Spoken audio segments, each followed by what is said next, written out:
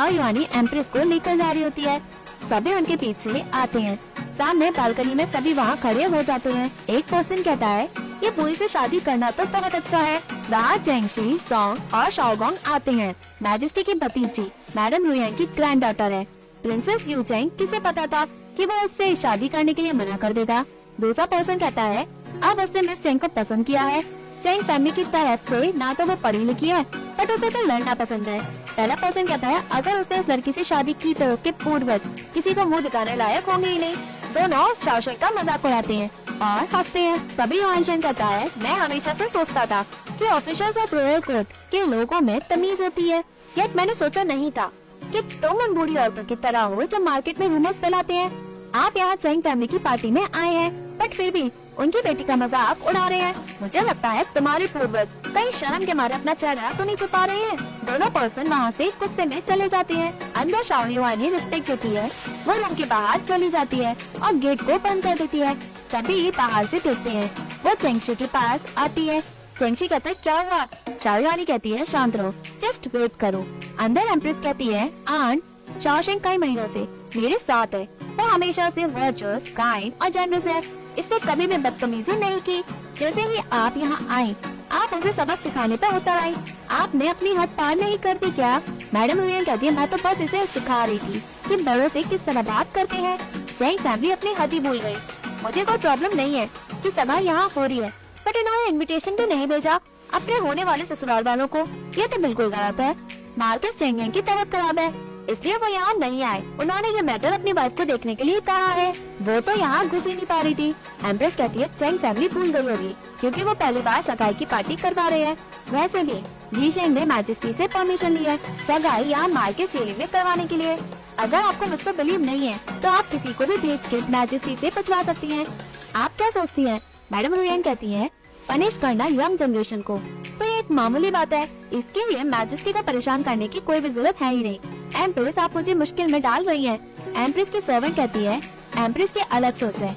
Madam रुयांग, आप empress की बुराई करेंगी, ये कुछ ज्यादा नहीं हो रहा। मैडम रुयांग कहती है, तुम वही हो ना जो ठीक है। तुम होती कौन हो जो हमारी बातों के बीच में आए? बाहर सभी बातें सुनते हैं। सभी सोल्जर्स अंदर आते हैं। वहाँ सभी उन्हें देख के डर जाते हैं। सोल्जर्स अपनी अपनी पोजीशन ले ही लेते हैं। मैजेस्टी, फर्स्ट वाइफ यू, जी शेंग और प्रिंस रुयांग अंदर आते हैं। सभी मैजेस्टी को ग्रीटिंग्स देते हैं।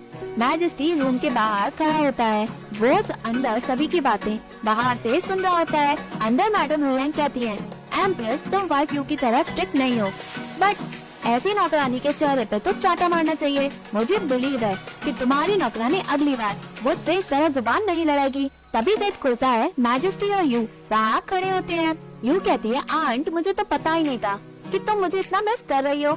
तुम मुझे हमेशा से ही याद करती हो, जहाँ भी तुम्हारा मन हो।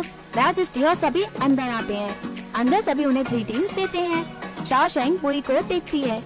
बुई स्माइल कर रहा होता है। मैजेस्टी कहता है, आंट। मैडम रुयांग कहती है, मैजेस्टी, यह शाओशेंग बकवास लड़की है जो रॉयल फैमिली के लिए एक धब्बा है। आप इसे और न बिगाड़े। शाओशेंग कहती है, अभी आपने कहा था कि मैजेस्टी को छोटी बातों के लिए परेशान करना ठीक नहीं है, बट आप उन्हें फिर भी परेशान कर रही हैं।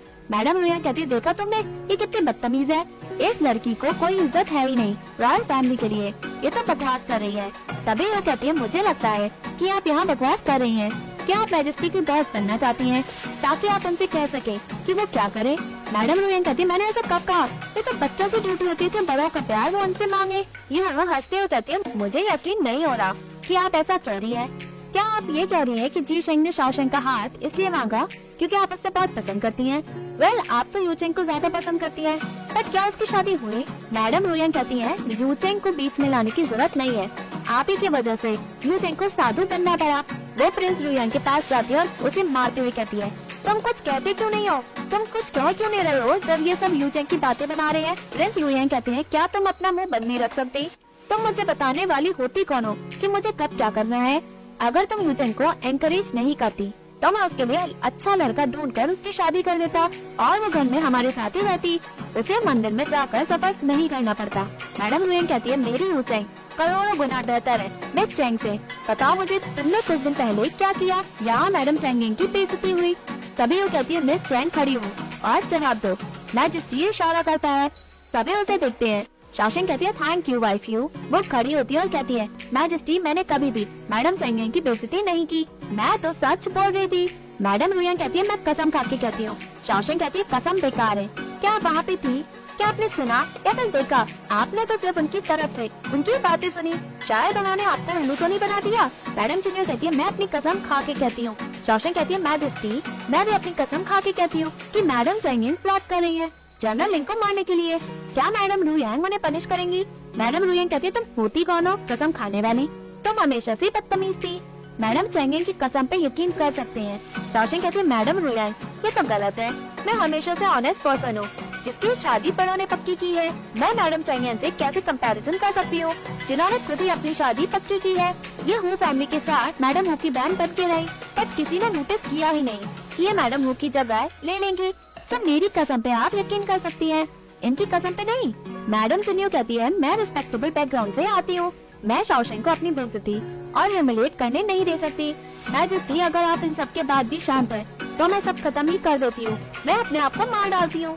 शाओशेंग कहती है मैं खुश हूँ कि आप समझदार हैं, बेइज्जती होने के बाद आप मरना पसंद करेंगी। मैडम चेंगिंग अगर आप इतनी ही बहादुर थी तो मैडम हो अपनी शादी अपसेट होकर उस वक्त तोड़ती भी नहीं, आज हालात कुछ अलग ही होते। यूँ कहती है जी शेंग तुम्हारी फियांसे तो चालाक है, इसने तो वो सब कह दिया जो मैं कब से कहना चाहती थी। वही कहता है मैं आपकी बातों पे यकीन कर सकता हूँ वाइफ यू। तभी मैडम रुयांग कहती है वाइफ यू आप भूल गई क्या कि वो जुनवा कैसी है, आप तो उससे नफरत करती थी, अब आप उसकी तरफदारी कर रही हैं। तुम ऑब्वियसली मेरे अगेंस्ट में जानबूझकर जाना चाहती हो। यू कहती है मेरा झगड़ा हो जुनवा से अलग मैटर है, बट उसने लिंग फैमिली के साथ कुछ भी गलत नहीं किया, वो लिंगी से प्यार करती थी, उसने उसकी तब हेल्प की जब उसके पास कुछ भी नहीं था। बट लिंगी ने उसके साथ क्या किया, 1 साल भी नहीं हुआ था जब उसकी पत्नी और बच्चे खो गए, उसने मैडम जुनियर के साथ अफेयर किया। वो किस मुंह से हो फैमिली को अपनी शक्ल दिखाता? जब वो जुनवा जीशेंग बेघर हुए, जुनवा ने जीशेंग को अपने कोट से टब दिया और खुद न खाकर उसे खाने दिया। बट उस वक्त लिंगी ने क्या किया, वह तो बिजी था दूसरी शादी करने के लिए, लेकिन जब उसे हो जुनवा के बारे में पता लगा वो इतने कमजोर दिख रहे थे कि उस वक्त उनकी हड्डियां भी दिख रही थी। मैं खुद उस वक्त उन्हें पहचान ही नहीं पा रही थी। मैं मानती हूँ कि उसमें बैड मैनर्स है, बट वो एक अच्छी मदर है, उसने जीशेंग को कोई भी परेशानी नहीं होने दी। सो अब जीशेंग ने उसे परेशानी नहीं होने दी मैडम जुनियर को खुश करके, और ना ही मैजेस्टी ने उसे ऐसा करने को कहा। मैं कह रही हूँ आज मैडम जुनियर पैलेस में तब तक नहीं आएगी जब तक उन्हें बुलाया नहीं जाएगा। ऐसे लोगों को देखकर मुझे डिस्गस्टिंग वाली फीलिंग आती है। मैडम रुयांग कहती है मैजेस्टी मैडम जुनियर का बिहेवियर कैसा भी हो सकता है, बट उसने मेरी जिंदगी बचाई है, उसे ह्यूमिलिएट करना मुझे ह्यूमिलिएट करने के बराबर है। अगर आपने मुझे एक्सप्लेनेशन नहीं दिया तो मैं प्रिंस रुयांग कहता है तो आप अपने आप को मान लेंगी, ये तो अच्छी बात है, इससे अच्छी बात तो कोई भी नहीं हो सकती। मैडम रुयांग चिल्लाते हुए कहती है मैं प्रोटेस्ट करूंगी हर जगह कि मेरे साथ गलत हुआ है। आज सभी सिविल और मिलिट्री ऑफिशियल्स यहाँ है, मैं उन सभी को दिखाऊंगी कि मैजेस्टी अपनी आंट को कैसे ट्रीट करती है, जिन्होंने उसे और उसके भाई को पाला और पैसा। हम भी देखना चाहते हैं कि इससे अच्छी रेपुटेशन बनेगी या नहीं। प्रिंस रुयांग कहता है मैजेस्टी देखो इसे, ये कैसी पागल हो गई है, जब कुछ भी इसके हिसाब से नहीं होता ये वही ड्रामा करने लग जाती है। जब मैंने आपसे कहा था मैं इसे डिवोर्स देना चाहता हूँ, तब आपने कहा कि जो औरत आपके दुखों में आपको छोड़कर नहीं गई उसे डिवोर्स देना ठीक नहीं। आपने मुझे अच्छा आइडिया भी दिया था कि डिवोर्स देने से तो अच्छा है अलग अलग ही रह लो, बट आप देखो इसे, मैं तो समझ ही नहीं पा रहा हूँ। मैं इसे डिवोर्स नहीं दूंगा, बट इससे सभी नाते तोड़ दूंगा, ये सही है, मैं सब कुछ इसके साथ खत्म कर दूंगा। मैजेस्टी कहता है मैडम रुयांग प्रिंस रुयांग को मारते हुए कहती है मैंने तुम्हारे बच्चों को जन्म दिया है, घर भी संभाला है, मेरे अंदर खूबियाँ भी है, तुम सभी मुझे ऐसा ट्रीट करोगे? वो धरती पर बैठ के रोती है।